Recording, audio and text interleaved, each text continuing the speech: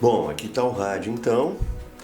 Agora eu vou ter que ligá-lo inicialmente nessa lâmpada em série, né? Que está conectada no meu transformador de isolamento, no meu variac, né? Para me certificar que ele não vai estar em curto quando for ligado pela primeira vez depois dessas soldagens.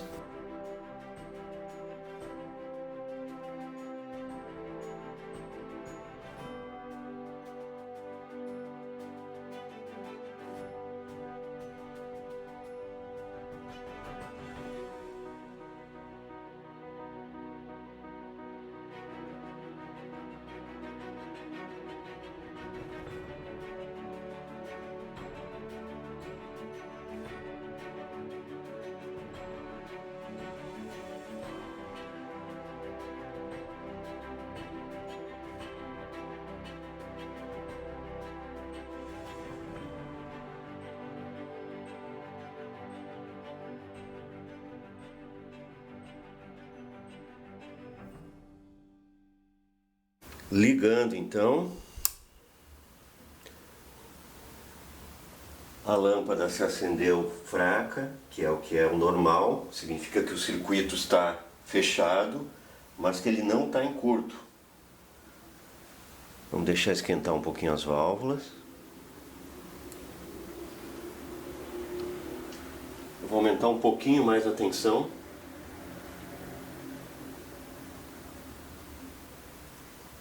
Aqui seria 100 volts, que é normal para ele.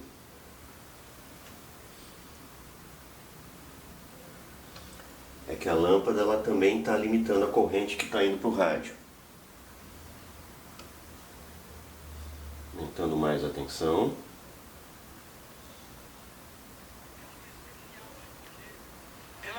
Sucesso! Torcendo tanto na pista lateral. Beleza. No caminho de Laranjeiras, atende a tempo ao acessar o Vila de Santiago Dantas. Não está em curto. O túnel Santa Bárbara e o 30 de março apresentam movimentação.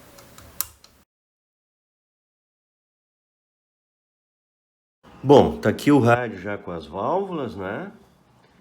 Já coloquei esses dissipadores aqui que tiram um pouco a originalidade do rádio, mas é para preservar aquele papelão lá, né?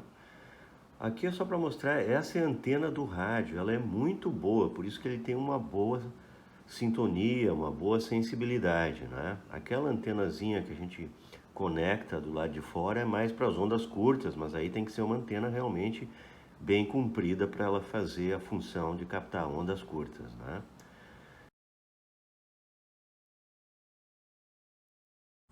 Bom, aqui é para mostrar a parte de trás do rádio e por que eu tive que instalar esses dissipadores de calor. Que quando a gente liga o rádio em 220, na verdade esse rádio não tem um transformador, não tem uma fonte para diminuir essa tensão. Então o que diminui a tensão são esses resistores, né, que tiram essa tensão e diminuem ela para 127, só que isso gera calor, né? E esses resistores fazem essa dissipação. E isso gera muito calor para aquele papelão e começa a quebrar o papelão com o tempo. Além disso, tem essa blindagem que é para separar a válvula retificadora e a válvula de saída de áudio das válvulas de frequência intermediária e radiofrequência dos transformadores de radiofrequência e frequência intermediária. Então tem essas duas funções, né? Ajuda a dissipar o calor e ajuda a evitar interferências na parte de sintonia do rádio. Isso aqui, ó, que parece ser uma sujeira assim em cima desses transformadores, na verdade não é uma sujeira, é a cera que eles colocam na fábrica para que a pessoa não fique mexendo muito nessa regulagem, nesses parafusos que regulam a frequência intermediária, a radiofrequência, ou seja, que alinham o rádio. Por isso que eu não fiz muito esforço para limpar esses transformadores. O fato de eu ter trocado os capacitores do rádio não significa que esse rádio esteja desalinhado agora. Bom, pessoal, tá aqui o rádio fora da bancada, montado. Dois problemas. Um, que eu não consegui montar o ponteiro do dial. Tentei montar, ele ficou muito apertado, começou a raspar aqui e arrancar o letreiro do dial. Além disso, ele quase me furou o alto-falante quando eu tentei instalar. Então eu não vou deixar com esse ponteiro não. Não tem problema que o rádio é meu. Se eu fosse um profissional e dependesse disso, fosse entregar para um cliente um rádio sem o ponteiro do dial, não ia ser legal. Mas isso não é o pior é esse barulho que vocês estão ouvindo aí, ó. Tem alopecia, tem... Mesmo sem volume ele tem.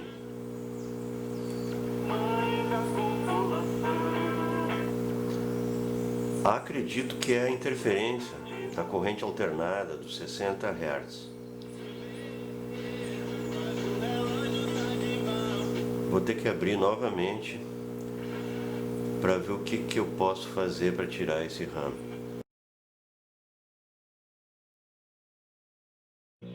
Bom, a minha primeira tentativa de retirar esse RAM foi reposicionar esses cabos do alto-falante que eu tinha instalado aí para poder instalar de volta o rádio dentro da caixa. Eles estavam meio soltos, eu botei todos eles pro lado de lá, não funcionou. Também troquei as válvulas para ver se era algum problema de válvula, pouco provável, mas não era, né? Então agora eu vou ter que tirar realmente da caixa esse rádio.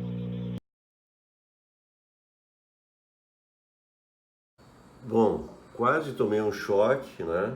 Olha a faísca que saiu aí quando eu encostei um probe do multímetro aqui. Mas o rádio felizmente não queimou e o multímetro baratinho aí também não queimou. Mas agora instalando esse alto-falante aqui de 6 ohms provisório, né? Eu cheguei à conclusão que o RAM está presente, que a gente coloca o ouvido aí e a gente escuta o RAM. Só que provavelmente por ser um alto-falante diferente a gente não escutava direito. Então eu estou chegando à conclusão que pode ter sido até essa instalação do meu eletrolítico aqui que desencadeou esse RAM aí. Mas ele está presente. Só que a gente não ouve direito quando bota esse alto-falante aqui. Bom pessoal, botei uma outra câmera aqui com outro microfone para ver se dá para ouvir o RAM. Mas realmente nesse alto-falante com impedância diferente ele é muito discreto. Mas ele está presente.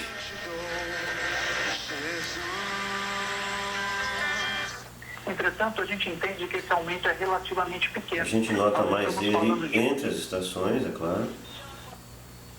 Mesmo com o volume totalmente baixo, ele está presente.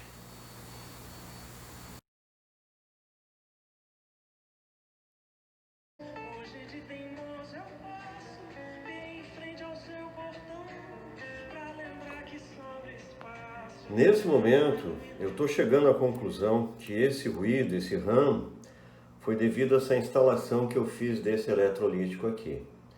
É que antigamente o eletrolítico ficava lá em cima, então esses fios que vem trazendo a corrente de 60 Hz retificada, que vai ser filtrada aqui no eletrolítico, passavam reto aqui embaixo.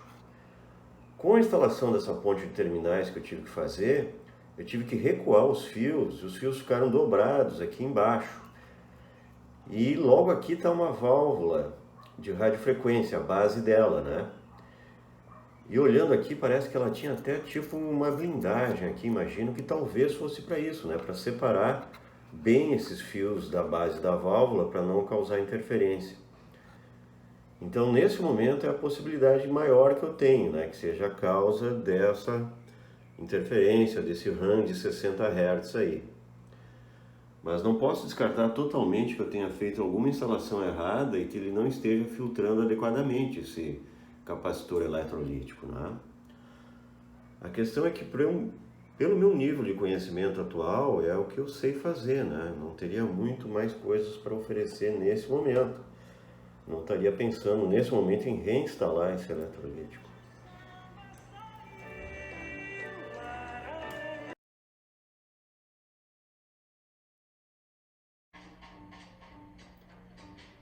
Sim, então outra questão que eu tenho é medindo aqui a saída, né, do eletrolítico, a gente vê que o osciloscópio está mostrando mais do que 5 volts de variação assim.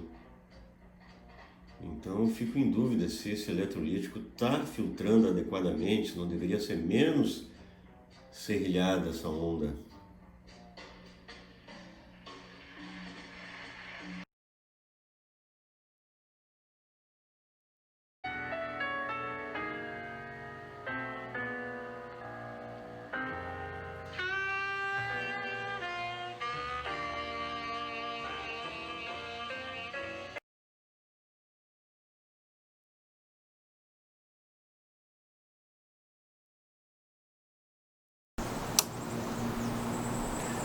Bom, mais um rádio, quase que eu consegui restaurar bem ele, né?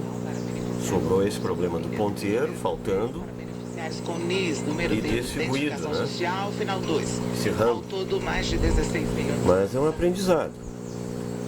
Daqui a alguns meses eu volto nele, provavelmente eu vou trocar aquele eletrolítico que pode ser a causa deste ruído, ramo. Não vamos desistir tão fácil. 7% da segunda prévia de setembro. Mesmo assim, o índice